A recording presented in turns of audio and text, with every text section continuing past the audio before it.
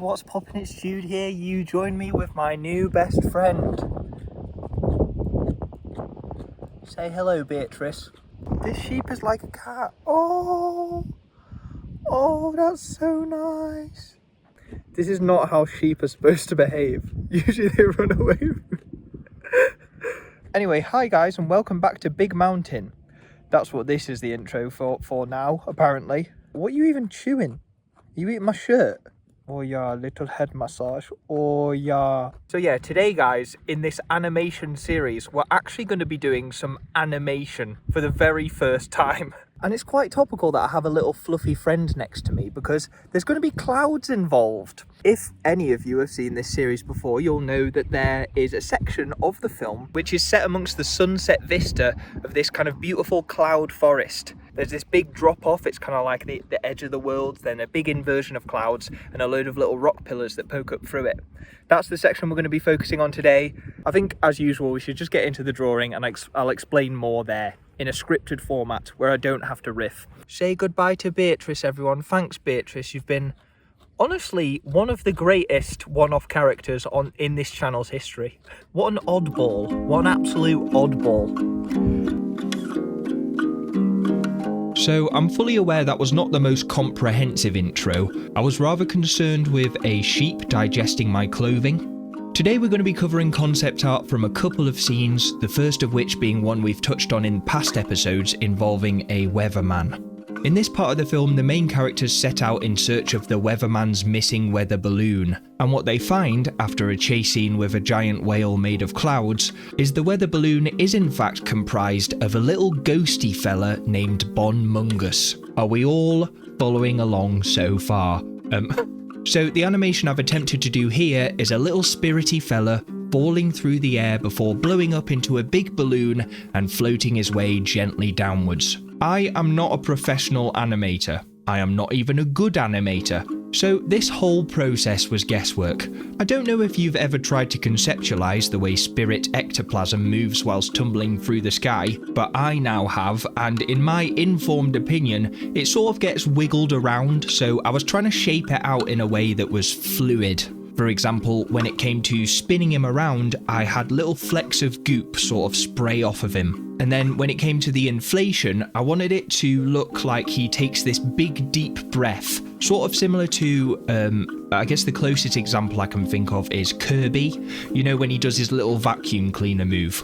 And I actually think this is the part of the animation that came out the best, especially once I drew in his little face, which you can't see here, but it will be there later. Then it was just a case of creating a floating cycle that I could loop. I'm not the best at perspective, so trying to add a subtle tilt to give the impression of the balloon swaying was quite tricky. And then it was just a matter of colouring every single one of the 129 frames multiple times, which took so long, so I've cut it all out. At this point, I nearly had a meltdown when I remembered after the fact that his original design is wearing a leaf as a hat. And don't know if you've ever seen leaves falling. They don't fall very fast, so that part is a bit rushed because I kind of ran out of time. With the character work done, I set up this incredibly tall sky background and then drew a couple of layers of clouds so that I could interpose one behind and one in front of him to give a sense of depth to the scene. Then I composited all the layers together in my least favourite editing software, Adobe Premiere. Made sure the background was scrolling at the appropriate speed because obviously once he inflates, his falling would naturally slow down. Added a bit of motion blur to the clouds in the foreground, and here we go. The animation is done. And do you know what? Honestly, not awful. In the actual scene, there will be more characters involved, so it's going to be more complicated than what I've made here. The idea is that the party will see what they think is a loose bit of fabric in the cloud whale's stomach, and then after an airplane chase scene, Alvar, the main character, will leap through the whale, grabbing the mysterious blob and relieving the whale of its stomach pains, but in the process sending everyone else tumbling into the foggy abyss below. All of a sudden, however, as we now know, the blob inflates into Bonmungus' true form and grabs them all, returning the favour by saving their lives in a noble and hopefully valiant looking way. You'll have to let me know how it looks here. I realise because all of these ideas are in my head, I have a lot more context for these things than you, the audience, so I hope that makes sense and doesn't just sound like I'm on the very edge of my sanity. If you ever feel like you want to know more, be sure to check out the previous episodes of this series, but for now, let's move on to the second piece, which I won't dwell on for too long, because this piece did not go that well. It's a bit of a precursor to the animation we've just done. As the characters are crossing these long rope bridges in the film, the clouds around them will start to swirl and become angry, and it's a sign that something is causing the environment of this area to act up, which we of course later find out is Bonmungus giving the skywhale, guardian of the cloud forest, gastrointestinal problems. But at the time of this piece, we're really just setting the scene. It's like, ooh, that's strange, clouds don't normally do that, what's going on here? I'm not quite sure why I don't like how this one came out.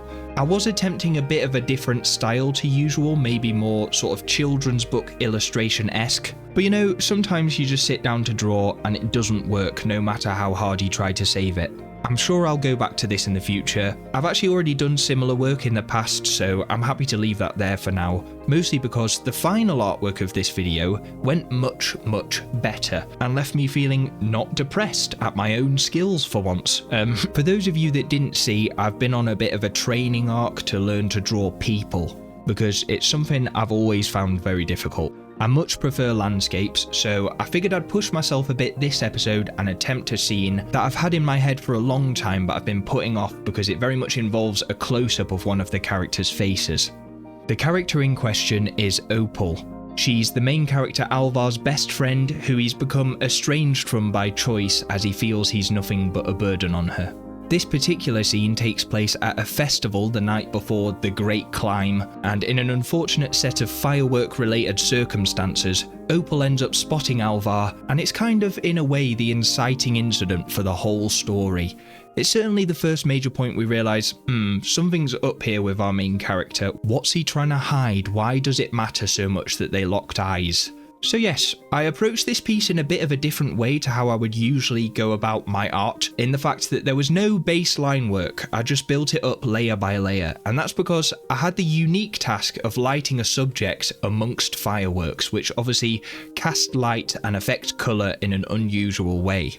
I'm terrible at shading, and I've been trying to grasp colour theory a bit more recently, so you'll notice the colours that I use for the shadows and the highlights appear a bit rogue at first. I always feel a bit clueless when it comes to this. Until a couple of months ago, I was always just shading with a darker version of the base colour, so I've never quite experimented with dynamic lighting. Please let me know how I can improve in the comments below, and that's the final piece completed. I know it's somewhat carried by the blur that I've added to parts of the background, but you know what, considering it's me and this is a drawing with an actual person in it, I will take it. And I hope you all like it too. Obviously, if you are a very competent artist at home, or even if you aren't and you just feel inspired by this, I would absolutely love it if you sent in fan arts of Opal. I always like to include a bit of fan art in these episodes if I can, but obviously with the series being away so long, it's fully on me that the community has kind of died around it, which is, you know, to be expected. That's my fault, I'm sorry guys, so please don't hesitate to leave comments down below. Even if they're not relevant to the pieces in this episode themselves, I'll respond to them all. Let's talk about art as a community. Hi guys, Jude here, coming to you live and feverish, actually. I am so poorly. I am so ill. So I guess all I wanted to say was thank you so much for watching today. Oh my god, thank you. I appreciate that it's been so long since any Big Mountain content whatsoever. So you watching this video right now, you're a class above the rest. Leave suggestions for things that you want to see in my movie in the comments below. You never know, one of them might break through the thick walls of my skull and set me off on a creative endeavour. So please keep following along, more videos will be out in future. For now though, I must go because there's about 7 lawnmowers that have all just started mowing lawns around me, which is actually quite disrespectful. Do they not know the sanctity of the BogBoy YouTube channel that they're currently disturbing? Obviously not. No one does these days. Alright, I'll see you in the next one, guys. I hope you have a really fun, spooky season. Oh yeah, the other thing to mention, I'm going on holiday to Uzbekistan. Keep your little eyes peeled for any vlogs. I know a lot of my videos haven't been popping up in people's watch feed. I don't know how it works these days. There's like hype points. Hype the video if you feel absolutely buzzing after that one. Alright, I think I'm actually about to be told off for trespassing. So just remember, if you're ever going to commit any crimes, always get them on film.